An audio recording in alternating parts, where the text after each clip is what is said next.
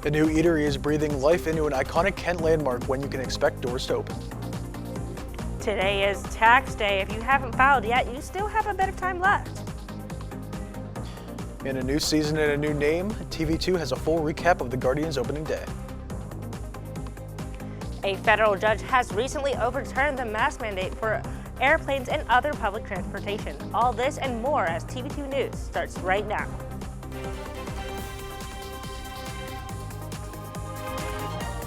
This is TV2 News.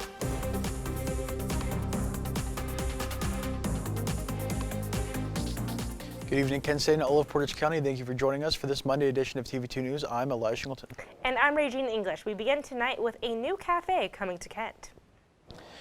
That's right, a new location of the Cleveland Bagel Company is coming soon to the former Cottage Starbucks location on East Main Street. Exactly. TV2's Alexa Blakley spoke with one of the shop's owners to learn more. Hey, Alexa.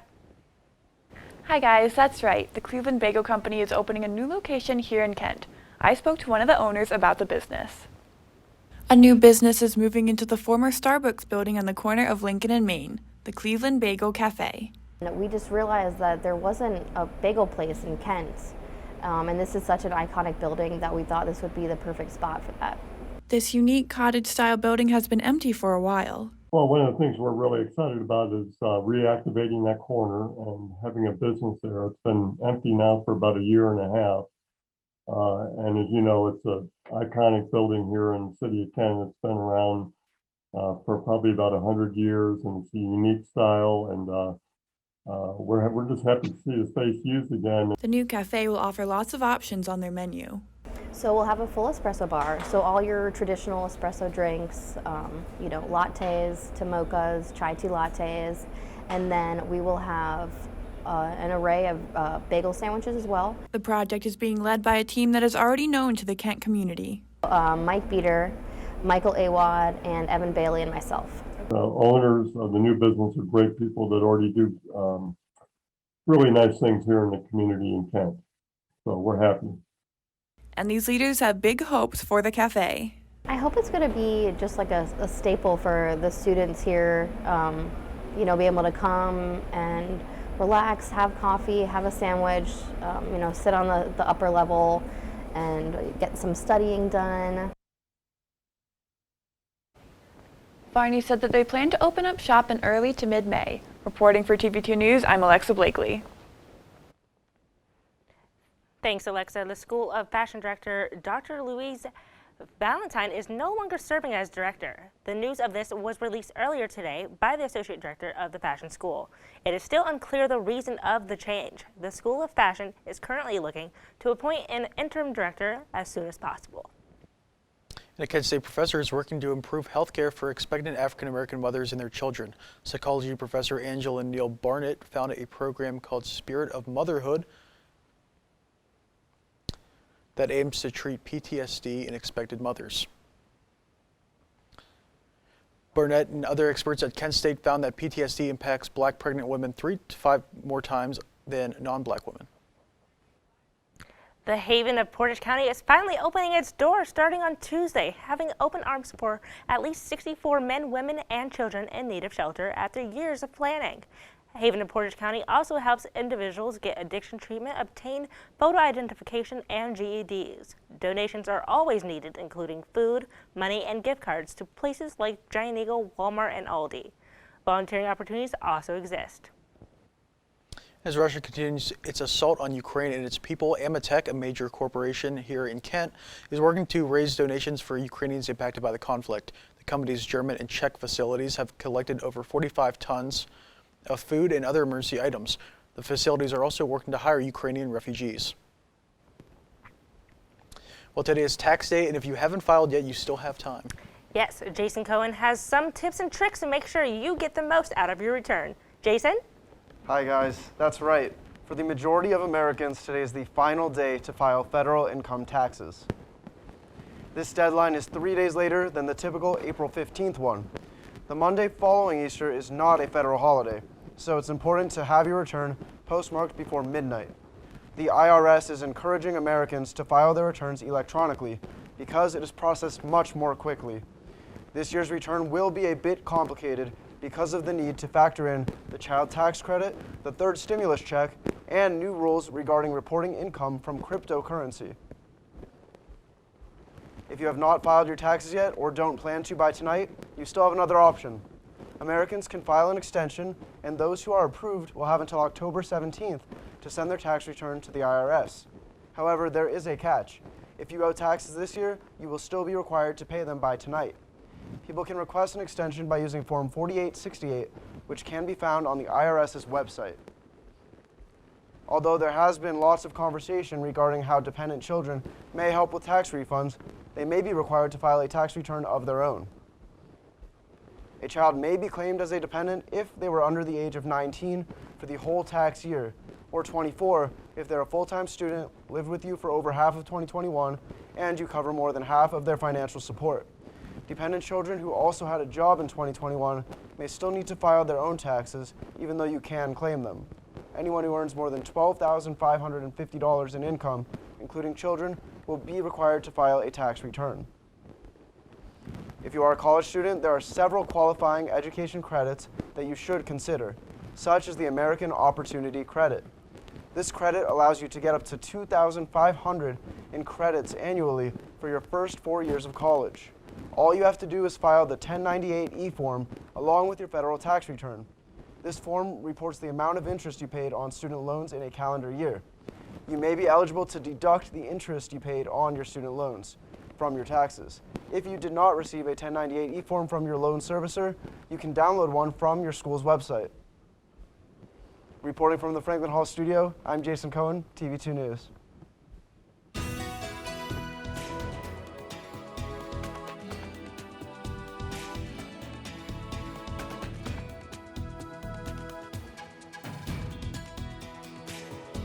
Hello, Portage County, Northeast Ohio. I'm TV2 weather anchor Odin Amador-Gorby with your Monday weather forecast. And as we can clearly see right now, currently in Kent is 37 degrees and rainy out there. Dew point at 34, humidity at 88%. And as we look across our state right now, we can see temperatures are in the upper 30s, 35 in Sandusky, Cleveland at 37, 37 in Kent, 34 in Mansfield, 36 in Worcester. It is definitely a cold night out there for you folks. So please bundle up as you're heading out the door today or tonight. And here's your nighttime forecast. As you clearly see, towards 7 p.m. we will be dealing with cloudy skies, and then that will continue until midnight with lows in the 30s, and then towards 7 a.m. with low 36. That's all I have for now. In my next update, I will have the rest of your forecasts. Back to you guys in the news desk. Thanks, Odin. A 17-year-old male died following a high-speed crash Sunday evening into an Akron river that also resulted in the death of a 25-year-old man. According to police, the third man in the Saturn remained in critical condition Monday in an Akron area hospital. Man was charged with 2 felony counts in connection to the rape of a 14-year-old girl at his home April 9th. Douglas Sanders Jr., a registered sex offender, was indicted on the charges Friday and is held on a $500,000 bond. Sanders Jr. previously pleaded guilty to 5 separate child sex cases over the period of 2005 to 2010. A 17-year-old boy is in custody for allegedly shooting a man in Canton over the weekend. Officers responded to Gilbert Circle Northeast just after 4 a.m. on Saturday after receiving reports of a shooting victim in the area, according to Canton police.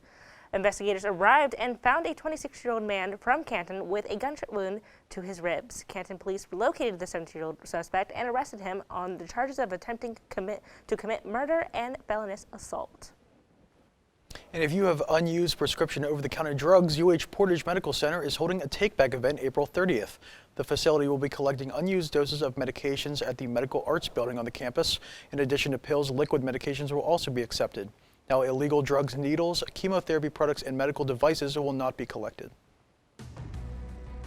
Another Ohio man was convicted for his role in the 2021 January 6th attack on the Capitol. Find out who and what he stole from the building.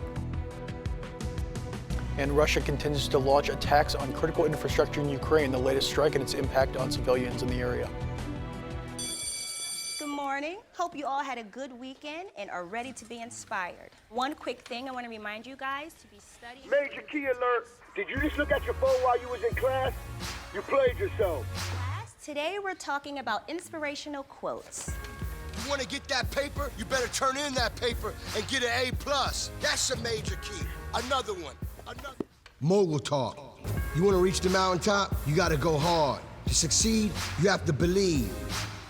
Stay focused. Fly higher than the eagle. Don't ever play yourself. The key is to make it, so make it. Louise, can you give me an example of an inspirational quote from recent history? Don't play yourself. The key is to make it. And who said that? I did. Now that's a major key alert. Learn the real major keys to getting to college at getschool.com.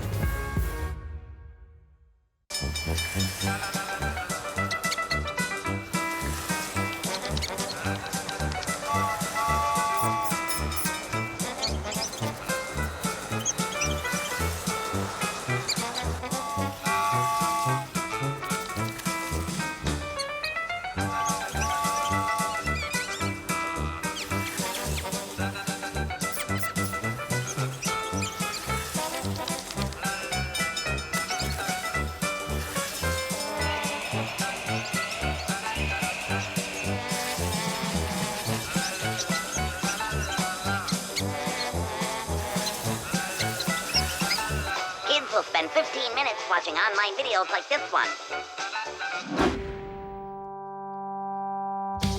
Brushing for 2 minutes now can save your child from severe tooth pain later. 2 minutes, twice a day. They have the time.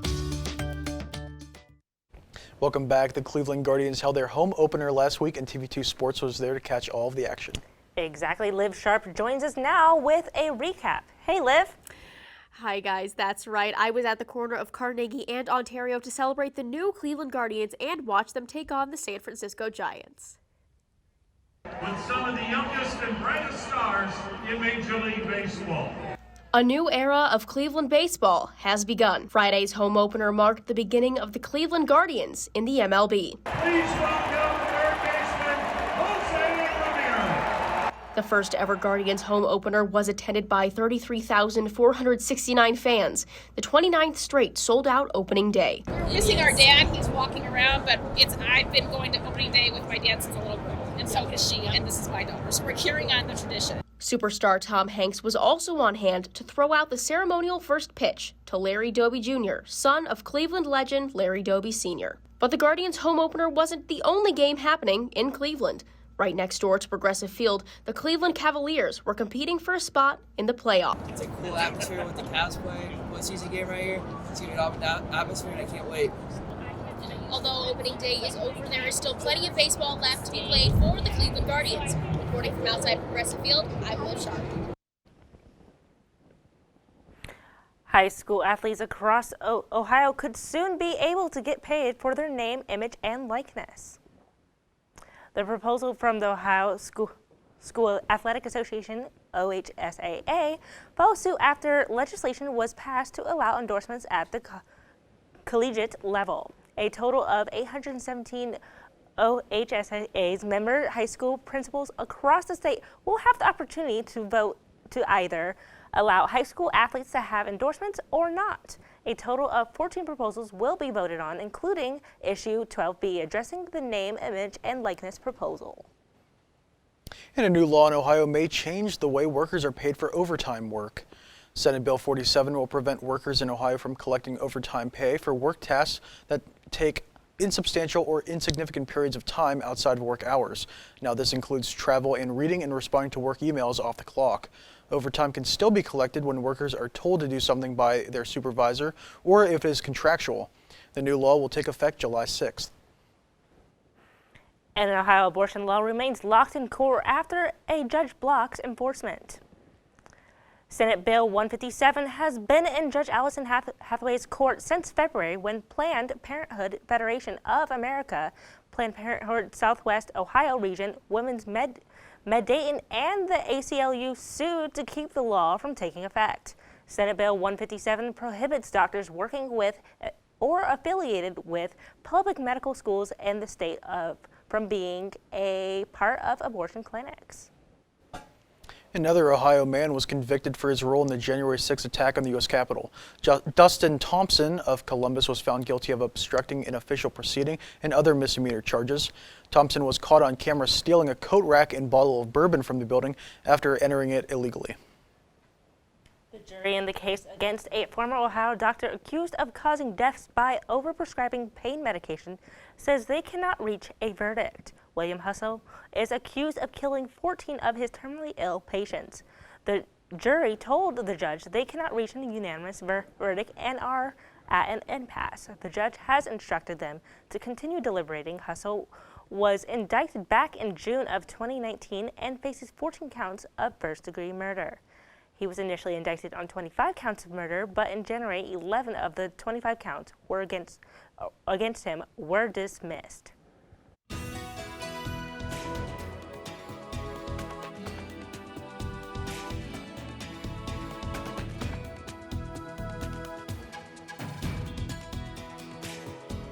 Welcome back. Here is a look at your here is a look at your statewide temperatures. 40 in Columbus right now, 40 in Lima, 42 in Dayton, 42 in Cincinnati, 40 in Akron, 40 in Steubenville, and 42 in Athens. It is definitely a warm night out there, but it's starting to get a little colder now as the sun is starting to go down.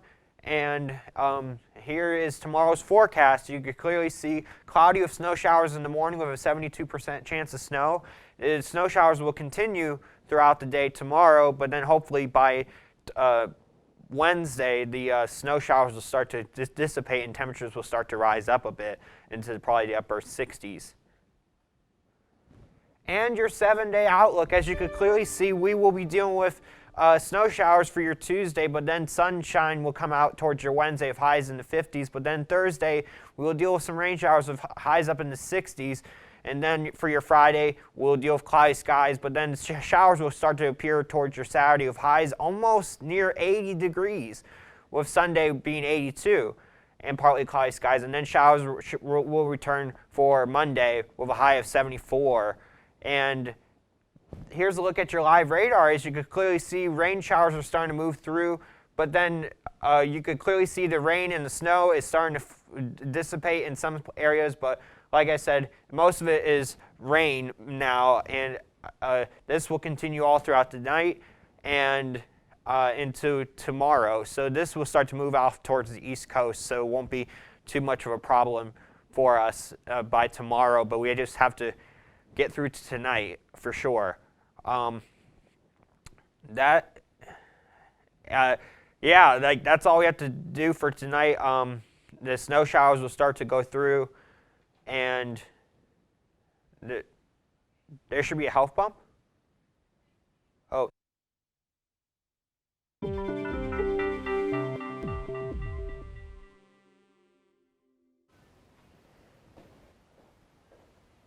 Ohio First Lady Fran DeWine has tested positive for COVID-19 following the positive test of her husband, Governor Mike DeWine. According to the governor's office, Fran DeWine is experiencing minor symptoms similar to the governor and received a monoclonal antibody treatment against COVID-19.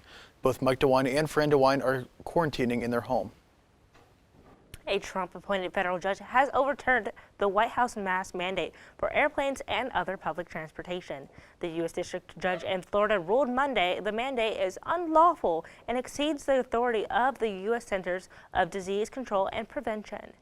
The White House press secretary called the ruling disappointing and says the CDC is reviewing the decision. And new data suggests that many positive COVID-19 cases in the U.S. are going unreported. The Institute for Health Metrics and Evaluation estimates only 7% of positive COVID-19 cases are now being detected. That would mean case rates are actually more than 14 times higher than officially reported. Now, many states no longer use case counts in their COVID-19 guidance, while the CDC also now prioritizes hospitalizations rather than cases in its guidance. Janssen Pharmaceuticals reaches a $99 million settlement for the company's alleged role in West Virginia's opioid crisis. The state's attorney general claimed the pharmaceutical giant and its parent company, Johnson & Johnson, persuaded doctors to prescribe opioids more frequently, saying that they were safe and more effective than other drugs. This settlement is subject to approval from the state's political subdivisions, and cities and counties will get a lump sum payment. Ukrainian officials say 7 people were killed and 11 were injured following missile strikes in the city of Lviv. 3 Russian missiles struck Ukrainian military infrastructure, while 1 missile struck the civilian tire repair shop. Authorities say the missiles were launched from the Caspian region, and casualty numbers may rise as the investigation in the strike develops. And Taco Bell is bringing back one of its menu items. Find out what it is ahead.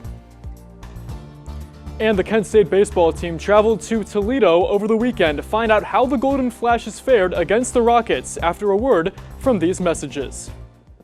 Brush, brushy, brush, brushy, brush, brush your teeth. Every day and every night. Now it's your parents' turn. Here's what you gotta do. Let them have your toothbrush so that they can brushy brush your teeth. Good job, you're almost done. 5, 4, 3, 2, 1. That's it. Help your teeth stay healthy. Brushy brush with a grown-up every day.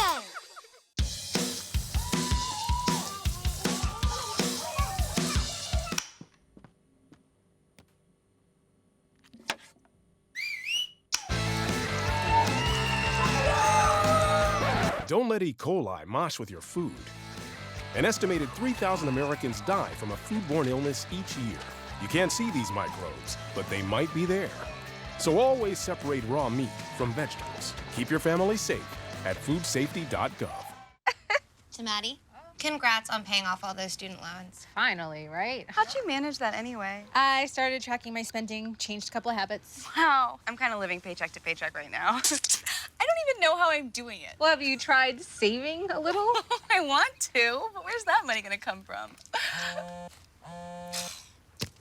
Bill collectors, they're the worst. Am I right? When it comes to financial stability, don't get left behind. Not home. Get tools and tips for saving at feedthepig.org. And now, your TV2 Sports Report.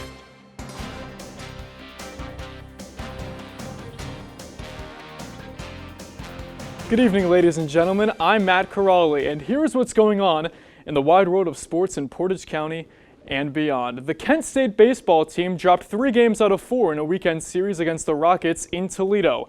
After winning Game 1 on Friday, 10-6, they lost both games of a Saturday doubleheader 8-7 and 5-4. The Golden Flashes tried to split the series yesterday, but fell to the Rockets 5-4. Kent State looks to bounce back with a home weekend series against Miami.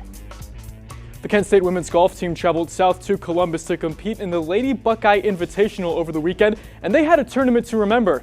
Emily Price beat all individual golfers as she shot a .215, the only golfer to finish under par with a -1. Right behind her was teammate Chloe Salort tying for second with a +5, shooting a .221. The team overall finished in second place, trailing only Ohio State, as the Golden Flashes shot a .912 as a team.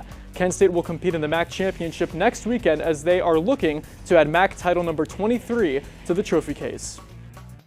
Taking things outside of Kent, Cleveland Browns cornerback Denzel Ward has signed a 5-year, $100.5 million extension, making him the highest paid quarterback in the history of the league.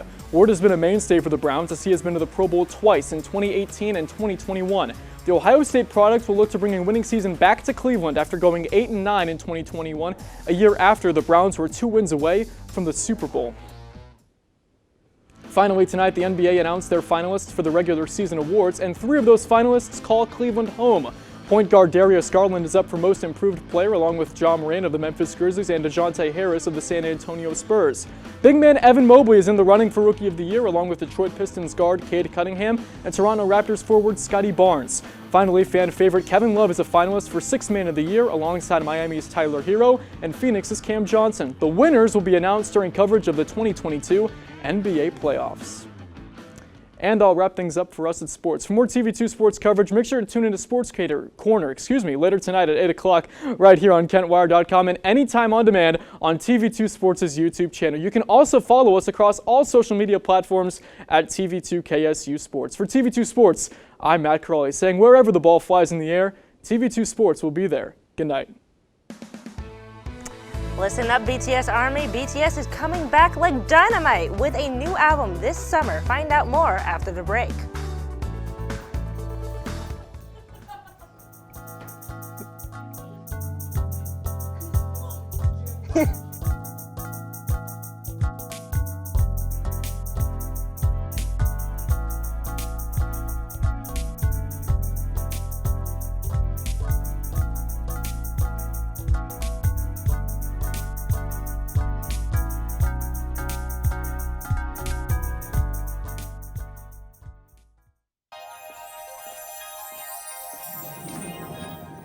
Can you consent with me?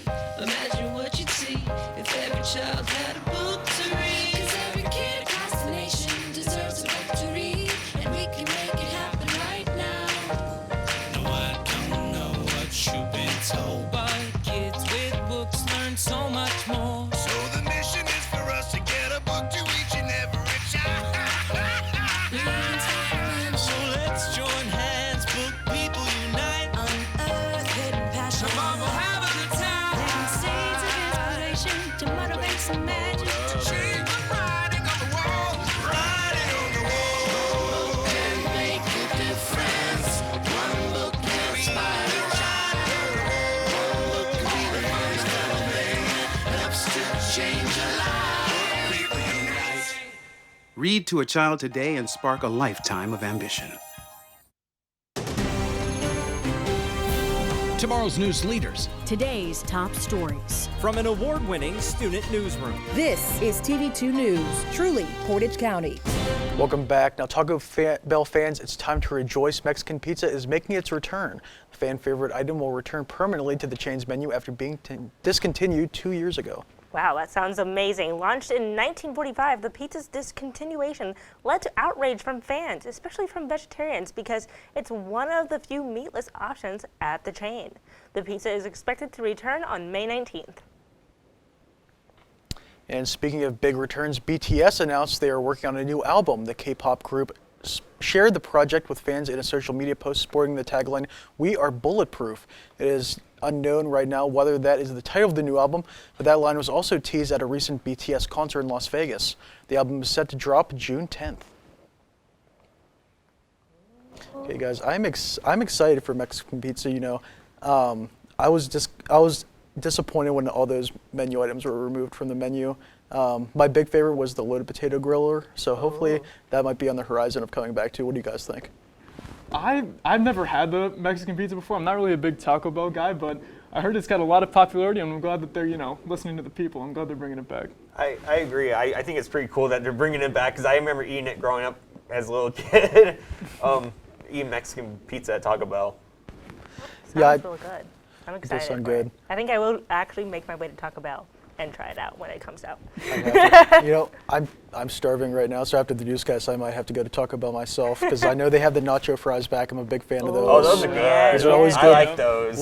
Limited time, always got to get them while they're there. So yeah, I have to do the same. What do you guys think of that new BTS album? I'm a Dynamite fan myself. So. Oh, really? Eli Shingleton's a Dynamite guy. I like it. Well, it's on the record really now.